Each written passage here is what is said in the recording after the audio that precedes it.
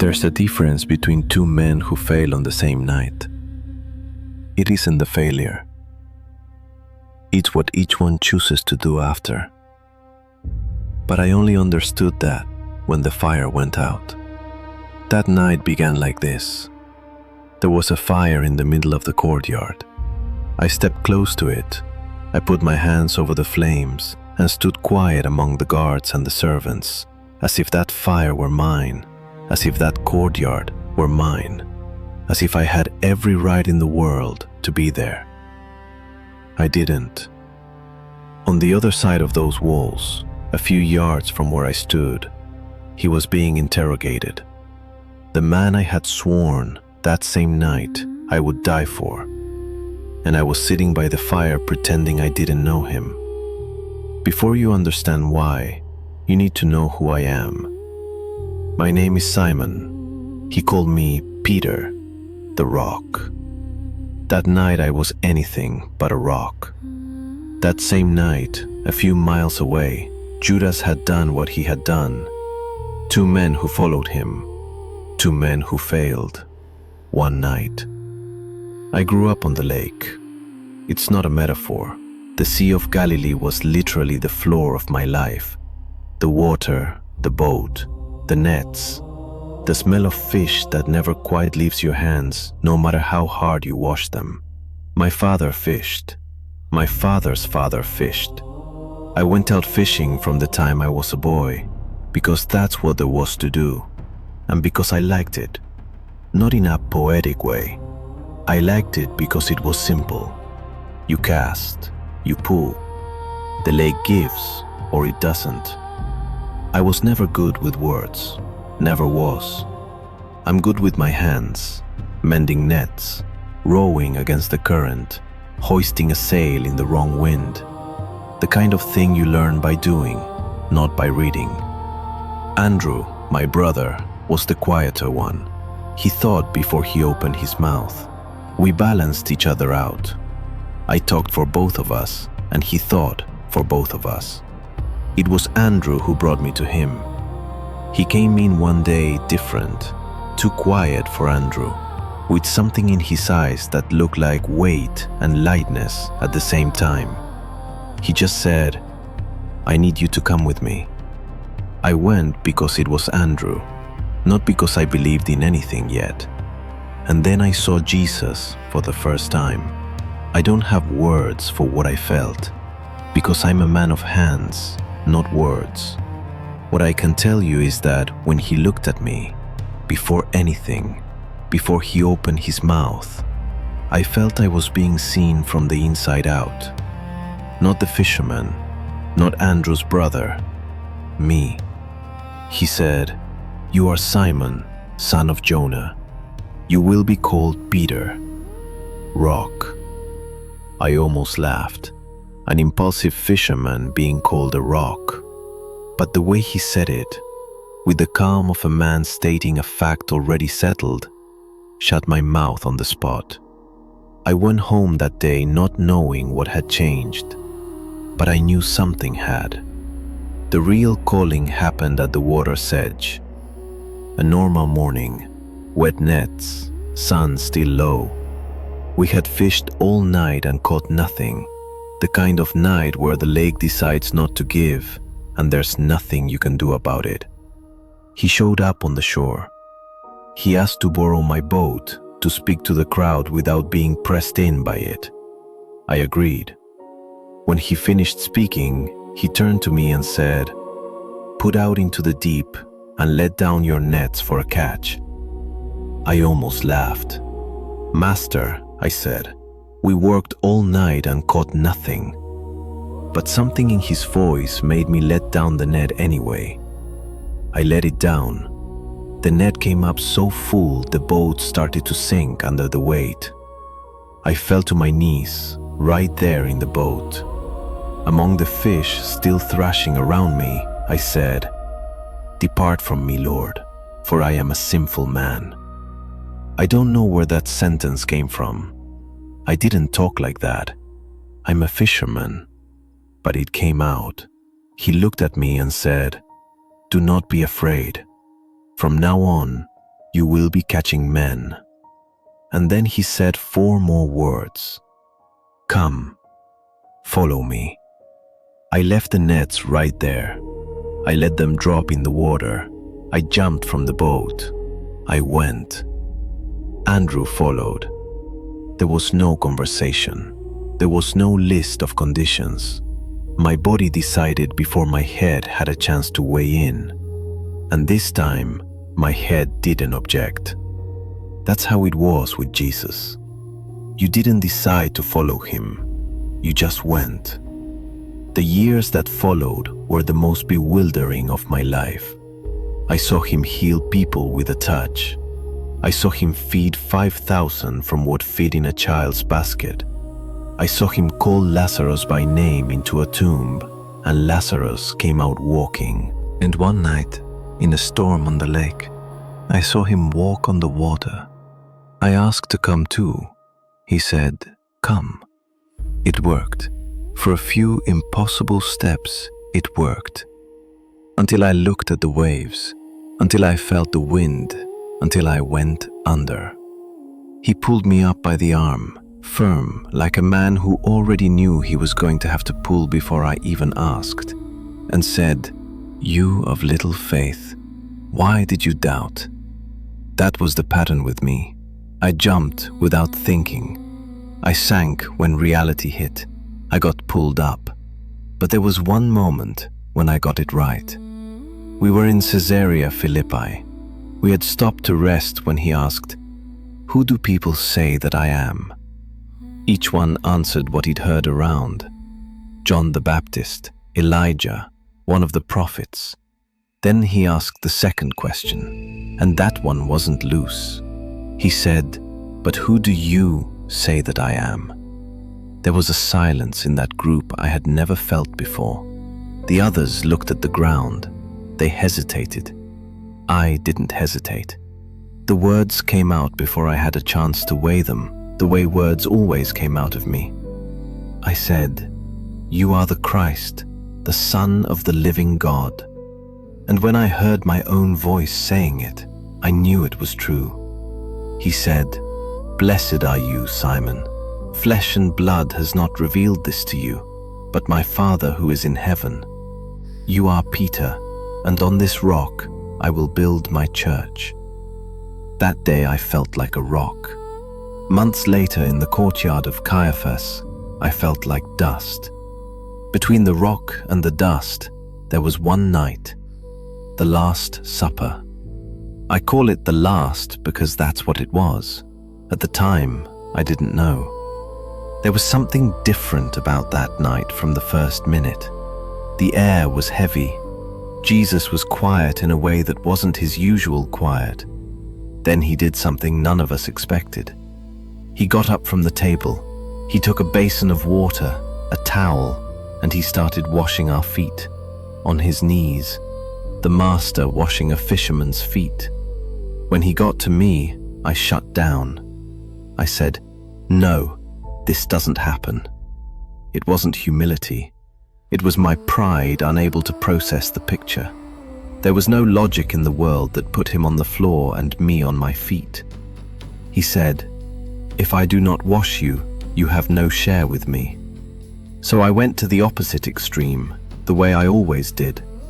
I said, "Then wash all of it, feet, hands, head." He almost smiled. I was always like that, all or nothing, never the middle. Then he said one of us would betray him. I looked around the table. Judas was there, quiet, eyes down. I didn't know yet.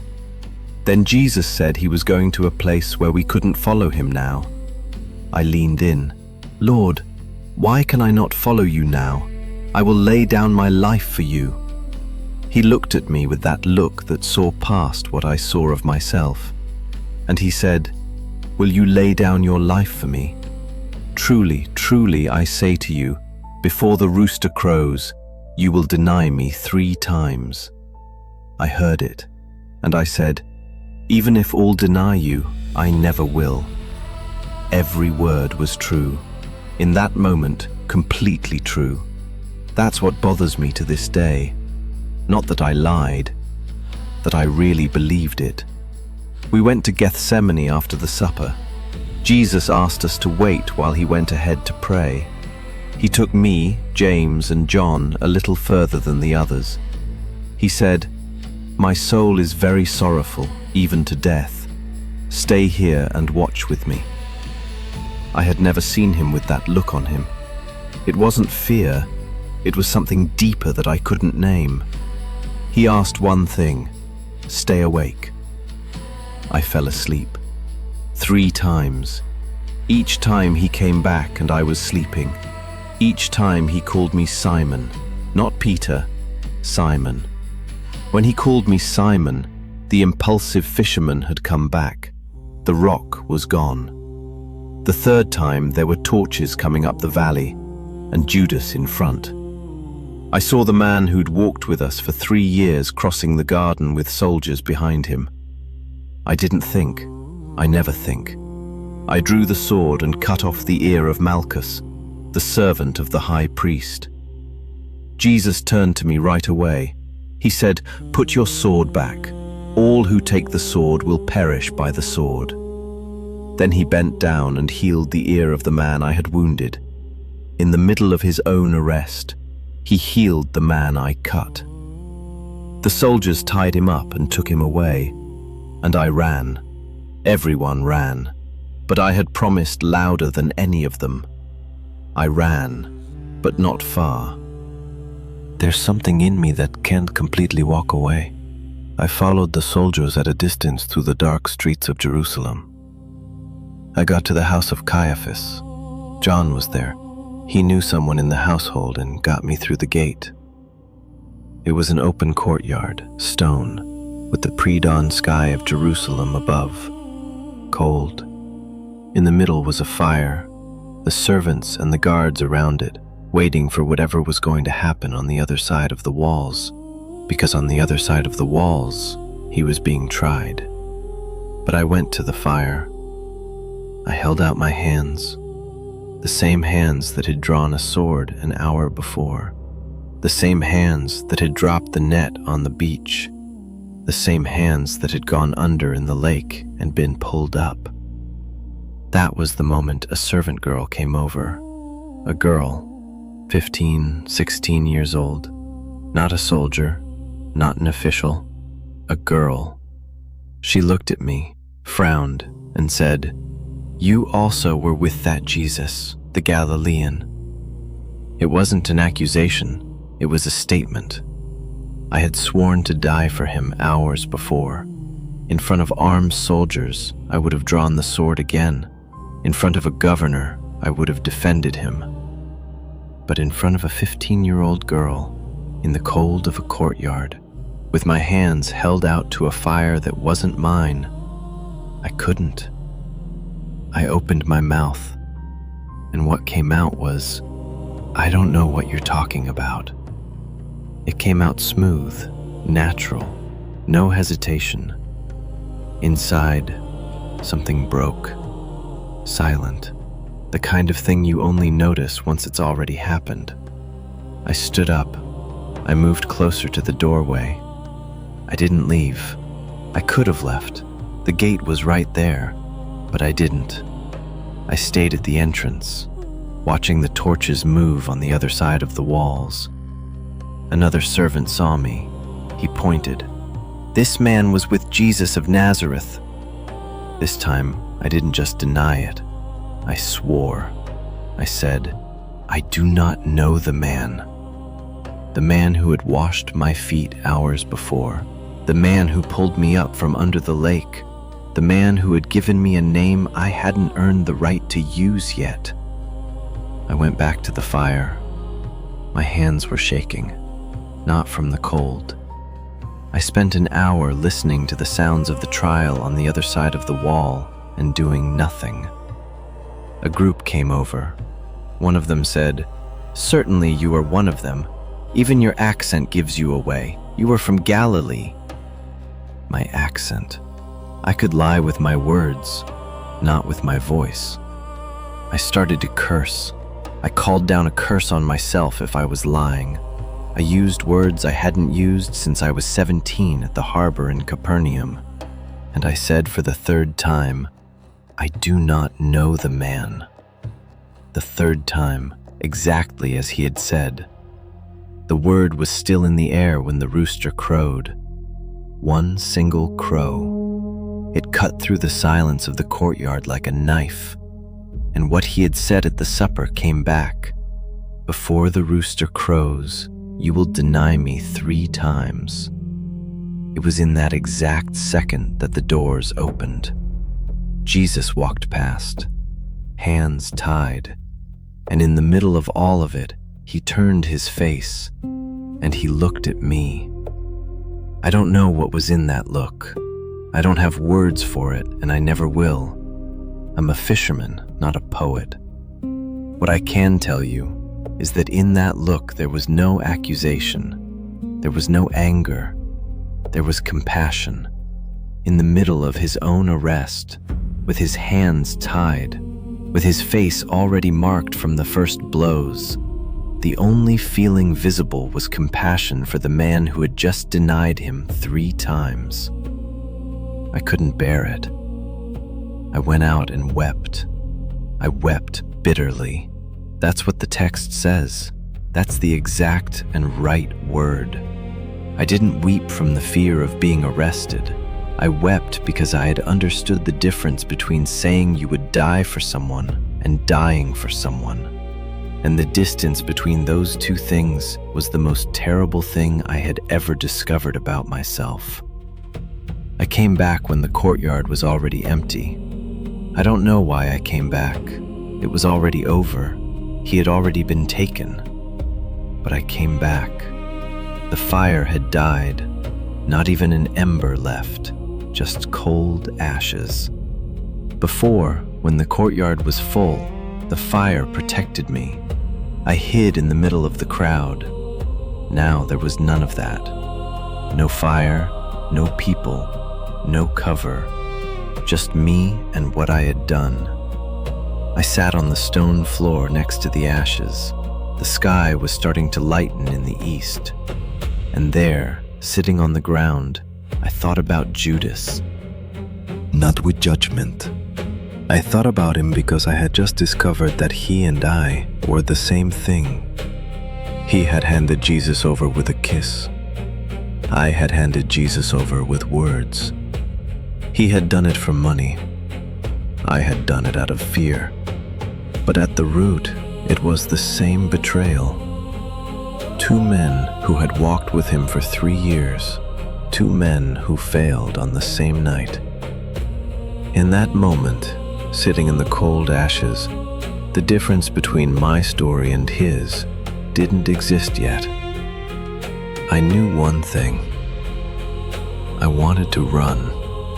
Go back to Galilee, back to the lake, back to my father's boat and pretend those 3 years hadn't happened.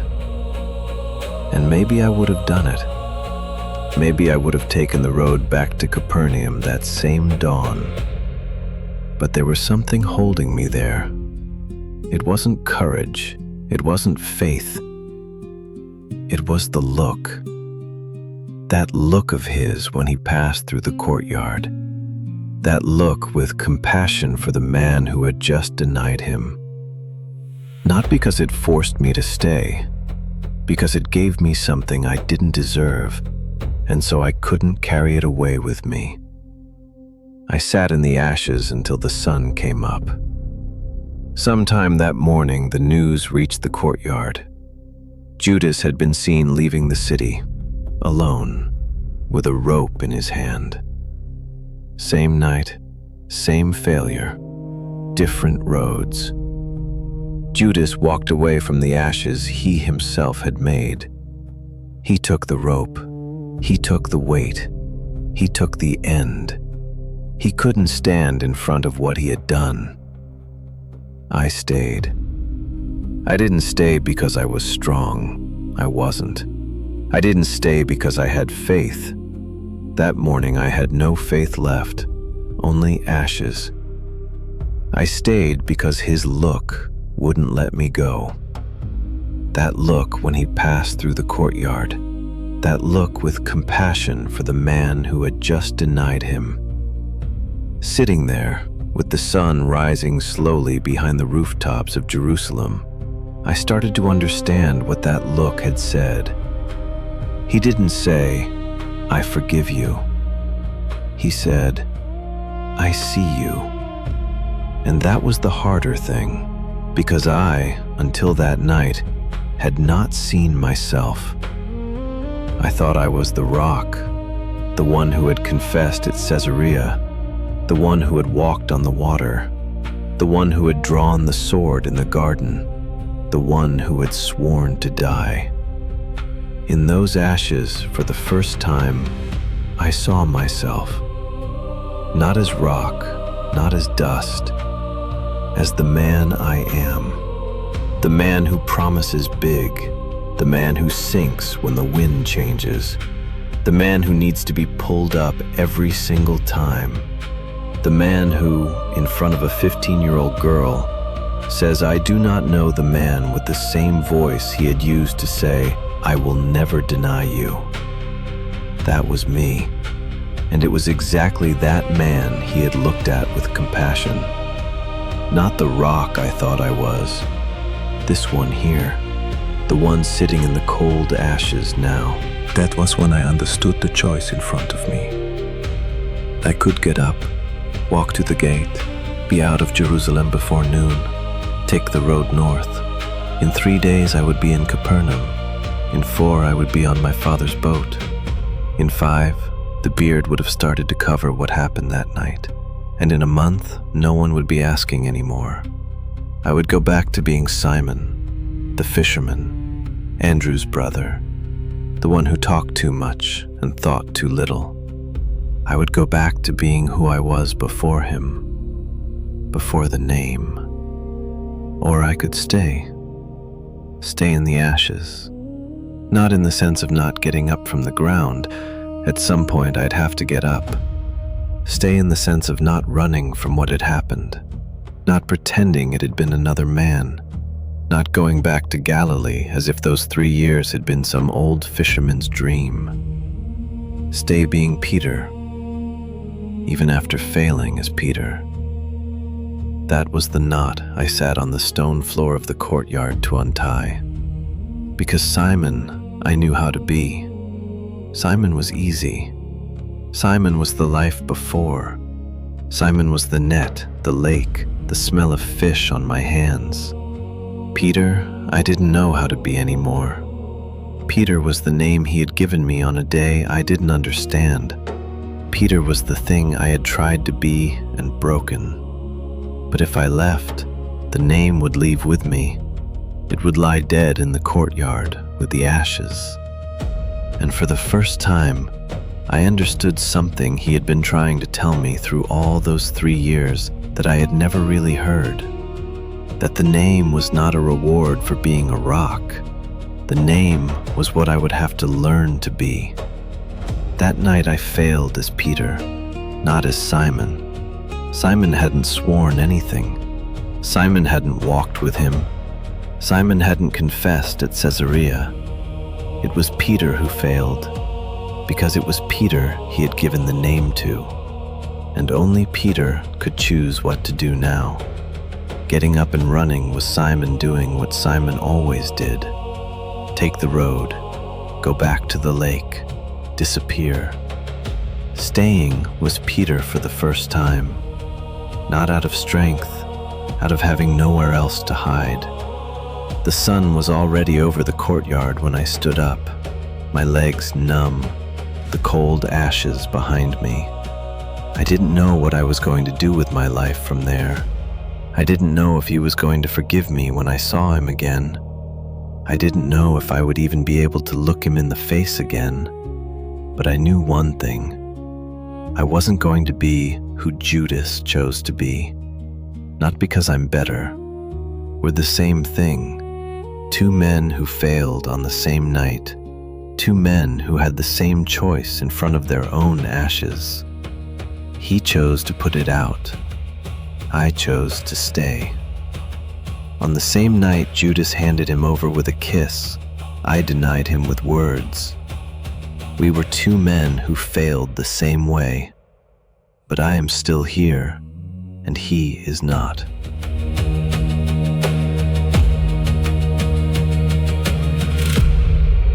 There are two stories inside the same night. Peter's was written down, so was Judas's. The Gospels place the two men side by side on purpose. Matthew, Mark, Luke, and John, all four of them, record Peter's night. Matthew and Acts record Judas's night. The authors didn't need both men to tell the story of the Passion. One would have been enough. Either one of them would have been enough. But there they are, both of them, side by side. Because what happened that night isn't the story of one man. It's the story of a choice. And that choice had to be shown twice, in two different people, with two opposite outcomes, so no one could mistake it for an accident. Peter and Judas were the two men closest to Jesus on that last night. Both were at the table when the feet were washed. Both heard the prediction of the betrayal. Both knew something was about to happen. And both failed, in different ways, but on the same night, inside the same window of hours. The book of Matthew, chapter 26, verse 34, records Jesus' prediction to Peter. "Before the rooster crows, you will deny me 3 times." Peter answers in that same chapter, verse 35, with the sentence that will haunt him for the rest of his life. "Even if I must die with you, I will not deny you." A few hours later, in the book of Luke, chapter 22, verse 61, you find the detail that only Luke records. "And the Lord turned and looked at Peter." That look is the only moment in all the Gospels where Jesus, after being arrested, turns his face toward a single disciple during the trial. The others had run. Peter hadn't. Peter was in the courtyard, and Jesus saw him and looked at him. And the book of Matthew, chapter 27, verse 5, records what Judas did inside that same window of hours. Throwing the pieces of silver into the temple, he departed, and he went and hanged himself. Both men knew what they had done. Both felt the weight of what they had done. Both wept, each in his own way. Both had the same moment of turning, the instant they realized they had failed in an irrecoverable way in front of someone they loved. That moment was identical for both. What came after wasn't. So what does this story show us today?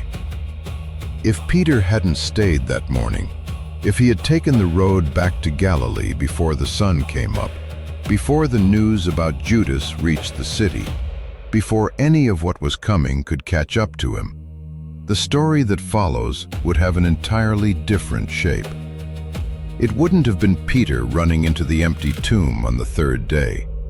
It was Peter. The book of John, chapter 20, verse 6, records that he went in first, even though John had arrived before him.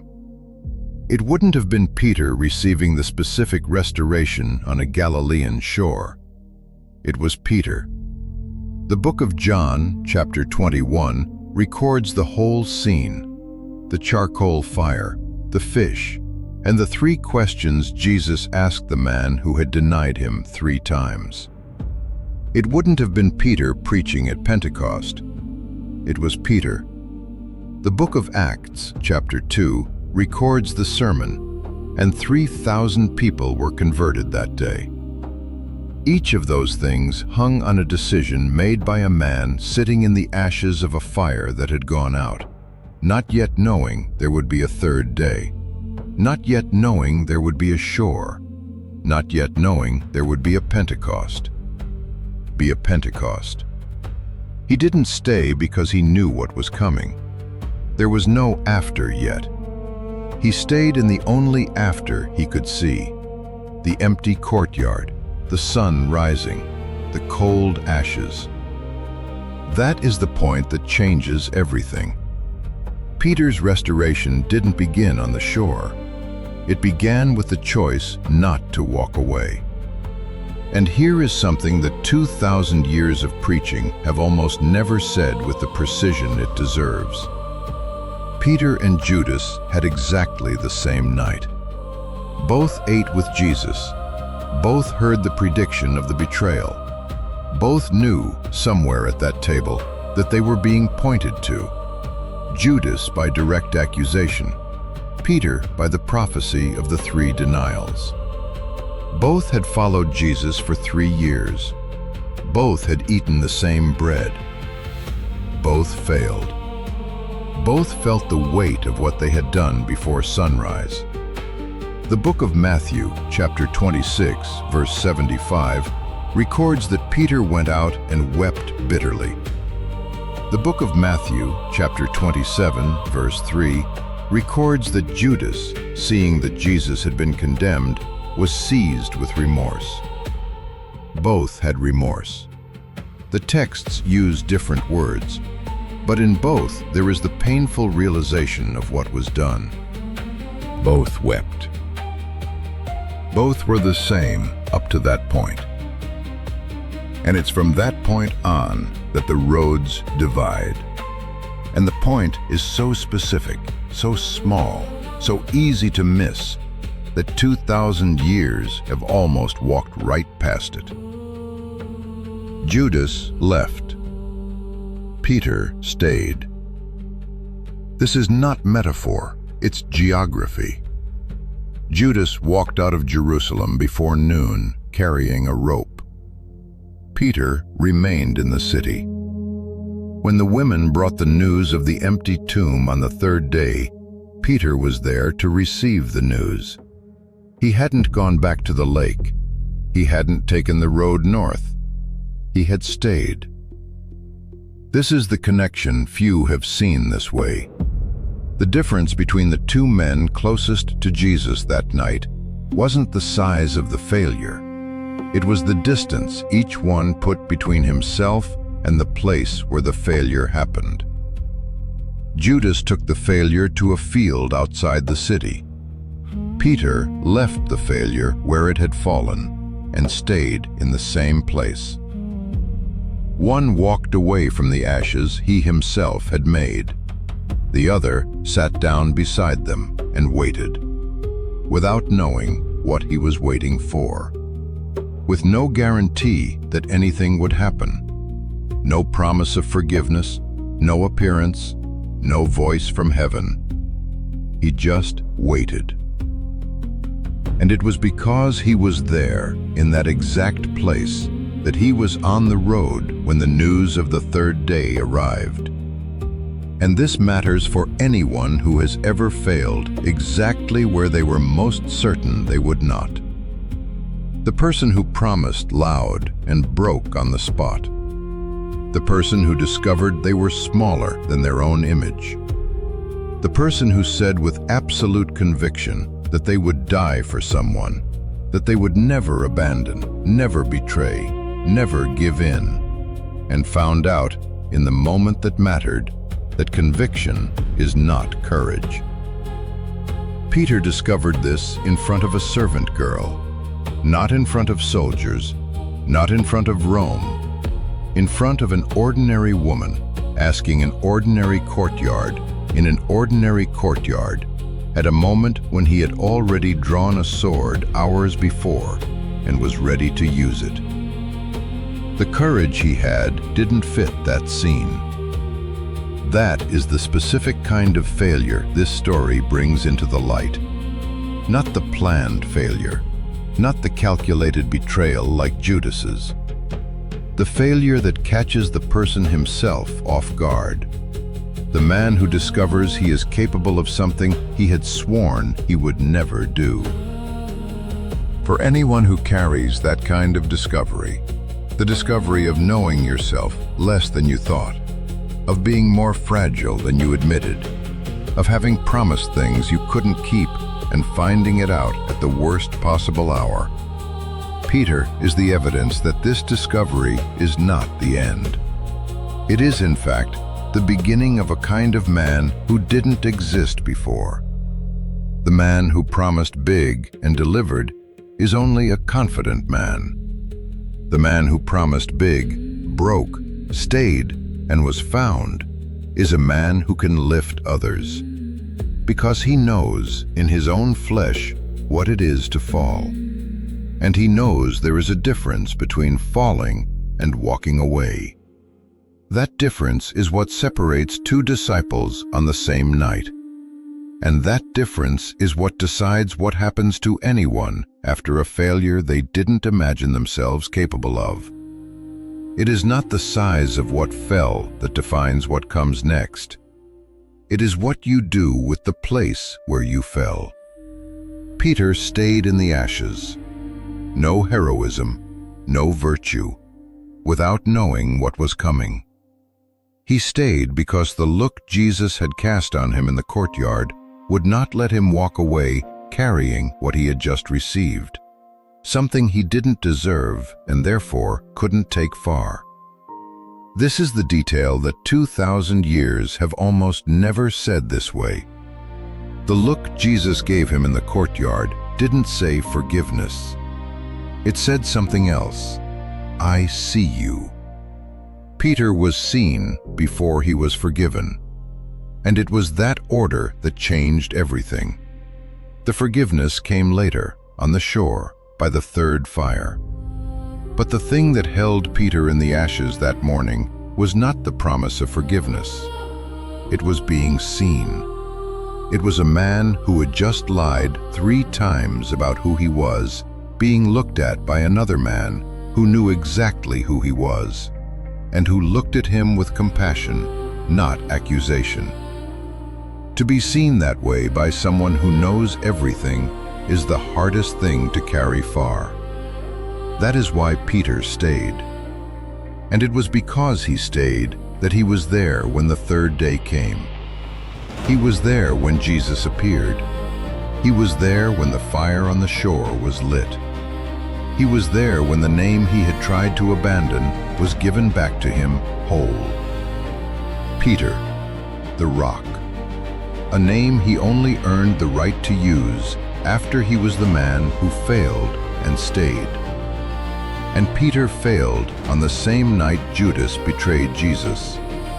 2 men, 2 regrets, 2 opposite endings. If you haven't yet seen the story of Judas from his side, it's already on the channel, and it changes completely how you understand what happened that night.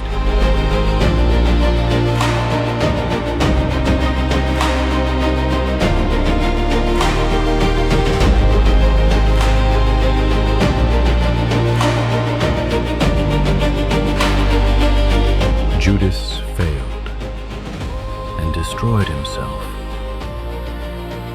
Peter failed and survived. There was a third observer that night who saw everything from an angle no person could see until now.